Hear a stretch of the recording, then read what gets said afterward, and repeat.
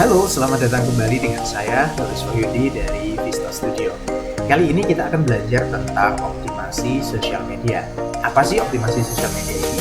Sederhananya adalah bagaimana kita mengoptimalkan sosial media untuk keperluan promosi, atau ya endingnya keperluan untuk kita bisa menghasilkan cuan di sosial media.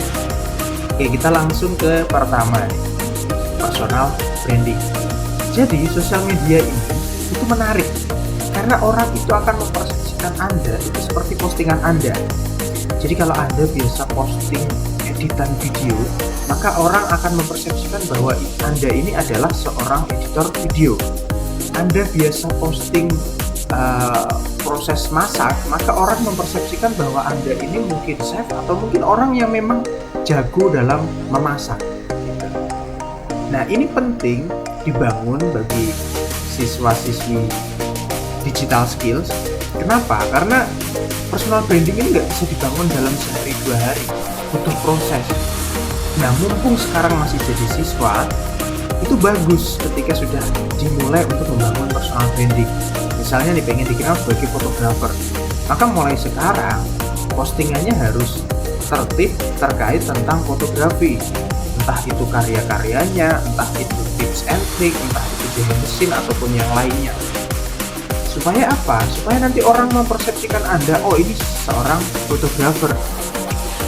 Nah, biasanya itu akan berdampak berbulan-bulan atau bahkan terkadang beberapa tahun kemudian baru orang benar-benar nancep di kepalanya bahwa Anda ini adalah seorang fotografer. Dan itu bagus untuk masa depan Anda. Karena ketika Anda sudah dikenal sebagai fotografer, ketika ada orang yang kenal dengan Anda dan butuh jasa fotografi, itu akan lebih mudah atau akan lebih memilih Anda untuk kebutuhan fotografi mereka. Selanjutnya, yang kedua adalah algoritma. Algoritma ini adalah cara kerja dari sosial media. Kenapa kita perlu mempelajari ini? Ya, karena kita bermain di sosial media, maka kita perlu tahu cara kerjanya dia itu seperti apa.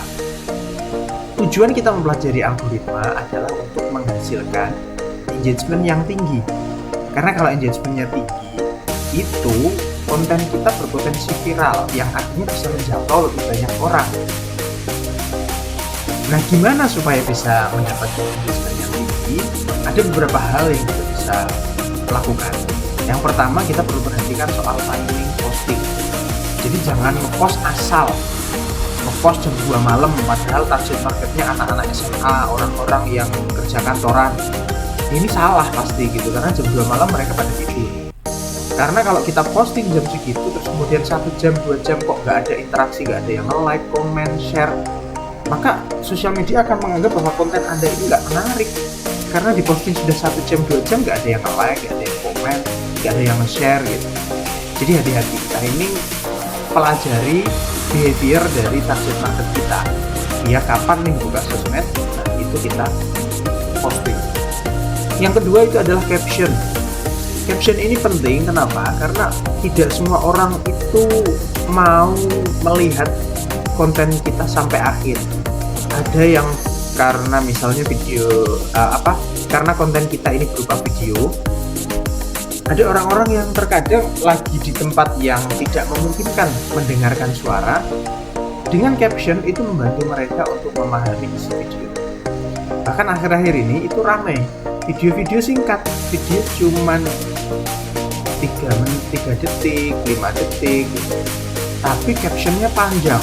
Di video itu cuma dituliskan misalnya tips optimasi sosial media, cek caption gitu, bisa baca caption. Nah itu tuh hari-hari ini lagi rame. Kenapa? Karena ketika orang membaca captionnya, video ini akan diputar berulang-ulang, maka akan dianggap bahwa video kita itu menarik karena satu orang aja melihat misalnya sampai 10 kali. Selanjutnya adalah hashtag. Hashtag ini adalah pengkategorian dari konten kita. Misalnya ini konten tentang tips memasak, maka kita kasih hashtag tips memasak gitu. Tips memasak pemula dan seterusnya. Kenapa? Ini memudahkan sosial media untuk mengkategorikan konten kita ini sebenarnya konten tentang apa sih gitu. Sehingga dia bisa nge-push ke orang yang sesuai dengan konten kita. Kontennya tentang masak, maka akan di-push ke orang-orang yang memang juga suka masak gitu. Begitu juga kadang ada orang yang nyari sesuatu itu lewat hashtag. Misalnya saya pengen nyari tips video editing gitu, saya cari lewat hashtag, dan ketika video Anda atau konten Anda ini dikasih hashtag, maka berpotensi untuk muncul ketika saya cari. Yang selanjutnya adalah iklan. Ya, iklan tentu lebih mudah lah untuk kita mendapatkan engagement karena kita di-push oleh sosial media. Cuman memang di sini kita harus bayar. Nah, cara iklan itu masing-masing platform ada caranya sendiri dan itu banyak yang memberikan tutorialnya. Selanjutnya, konten viral. Kita kan bikin konten itu supaya bisa menjangkau banyak orang. Kalau misalnya saya jualan, semakin banyak orang yang melihat, potensi untuk orang beli itu semakin besar. Nah, pentingnya viral itu sebenarnya untuk itu, menjangkau lebih banyak orang. Nah, gimana supaya konten kita viral? Ada beberapa hal yang mungkin teman-teman bisa lakukan untuk memilih topiknya. Yang pertama adalah edukasi. Sekarang orang nonton sosmed itu nggak melulu sekedar pengen nyari hiburan. Ada mereka-mereka yang suka dengan sosial media karena ada edukasinya. Dan edukasi di sosial media ini biasanya nggak panjang-panjang, langsung to the point, singkat. Dalam 2 menit langsung dikasih tutorial yang mudah untuk diaplikasikan. Yang kedua, hiburan. Ya, karena orang-orang kebanyakan itu buka sosmed memang pengen nyari hiburan. Mungkin mereka sudah capek kerja, capek ngurus rumah tangga dan seterusnya. Ya, akhirnya buka sosmed untuk hiburan. Nah, ini jadi cukup menarik juga konten-konten. Selanjutnya adalah inspirasi. Inspirasi ini banyak loh orang yang nyari sosial media pengen lihat-lihat inspirasi. Misalnya saya pengen bangun rumah, saya cari inspirasi rumah minimalis, rumah klasik, modern, dan seterusnya. Begitu juga di bidang-bidang yang lainnya. Selanjutnya itu jawab pertanyaan. Jadi ini cara saya juga ketika misalnya ada konten saya yang rame, viral gitu. Biasanya kan banyak tuh komen-komen. Nah, strategi kita itu kita bisa jawab komentar-komentar itu dengan konten baru. Misalnya nih di TikTok ada orang yang tanya itu gimana tutorialnya. Nah, kita jawab di komen itu sehingga nanti ketika orang buka video saya yang lagi rame itu, di komentarnya akan muncul pertanyaan tutorial, kemudian diklik itu ada video jawaban dari pertanyaan tersebut, dan ini akan bisa terus nyambung sehingga konten kita yang baru ini bisa numpang viral dari konten yang memang sudah viral. Oke, ini TikTok saya. Jadi ini misalnya ini konten saya nih 59.000, ini kan cukup rame nih. Nah, kemudian kan di komentarnya ini kan ada banyak komentar. Nah, kita strateginya bisa jawab dari komen itu, adakah tutor dari awal. Nah, kita jawab dengan tutorial. Jadi kalau ini kita klik, nah ini video saya yang menjawab tutorialnya. Dia juga naik jadi 54,6k pemutaran gitu. Komentarnya juga ramai juga, banyak yang nge-save, banyak yang like gitu. Jadi ini strategi supaya kalau lagi ada konten yang viral jangan dianggurin gitu. Ya, itu gunakan AI. Ini tidak wajib sebenarnya, tapi bagi saya buat teman-teman yang kesulitan nyari ide, kesulitan bikin caption, kesulitan menentukan strateginya, AI itu bisa jadi sahabat kita untuk membantu kerjaan-kerjaan kita tadi. Apa yang perlu dilakukan AI ya? Apa saja yang kita butuhkan. Nah, gimana caranya? Kita kasih tutorial. Untuk AI kita bisa masuk ke ChatGPT. Kita bisa minta bantuan di sini tentang apapun ya sebenarnya. Dari mulai ide kontennya, misalnya berikan saya ide konten tentang dasar untuk TikTok saya. TikTok saya 30 hari depan.